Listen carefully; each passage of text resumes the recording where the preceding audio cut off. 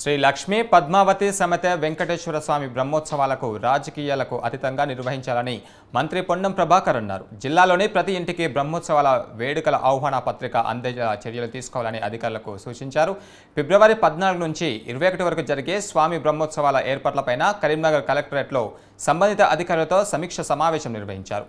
భక్తులు సమర్పించే విరాళాలు, కానుకలు, ఖర్చులకు సంబంధించిన పూర్తి వివరాలను పకడ్బందీగా రికార్డులో నమోదు చేయాలని ఆదేశాలు జారీ చేశారు.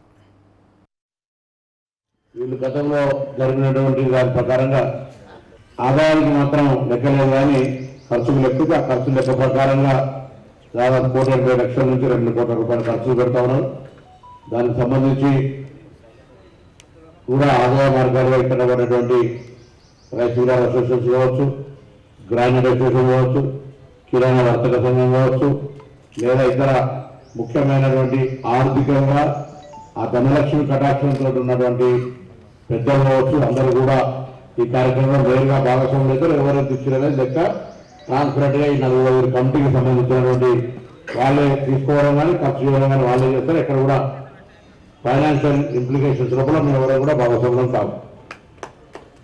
కంప్లీట్ అంతా చైర్మన్ గారి నేతృత్వంలోనే అధికారులకు సంబంధించిన వ్యవహారం జరుగుతుంది. ఎందుకంటే ట్రాన్స్పరెంట్గా ఉండాలని వెంకటేశ్వర స్వామి దగ్గర తప్పైతే దుర్వినియోగం చేయొద్దు, అధికారులకు అసలు చేయొద్దు. దాని తర్వాత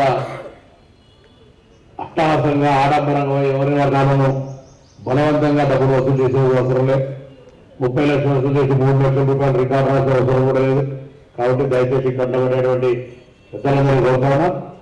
నేను ముందుగా నా తరఫున నేను కూడా 5 లక్షల రూపాయలని చైర్మన్ గారికి ఇస్తాను. అట్లనే ఎవరెవరైతే ఆ 7 గంటల వాడి ఆ శిఖరం కావాలని ధనలక్ష్మి కటాక్షం ఉండి అనేటువంటి వాళ్ళందరూ ఈ యొక్క కార్యనిర్వాహక కమిటీ అంటే ఎవరో 5 లక్షల రూపాయలు చేసుకొని వాళ్ళు చేసుకుంటే నీకు అంతకంటే ఎక్కువ చెప్పిన ఆర్గనైజర్స్ వేరు, rice Miller association, granite association, factory association గతంలో ఎవరెవరు ఇచ్చిన వాళ్ళందరూ కూడా మళ్ళీ ప్రత్యేకించి నేను కూడా పర్సనల్ విజ్ఞప్తి చేస్తే అన్న మీరు చైర్మన్ గారి దగ్గర ఇచ్చి ఒక రిసిప్ట్ తీసుకొని మళ్ళీ దానికి సంబంధించిన ట్రాన్స్పరెంట్గా కూడా ఖర్చు షీట్లు కూడా వెంటనే ఉత్సవాలు అయిపోయి చైర్మన్ గారు వెంటనే బహిరంగంగా పత్రికలు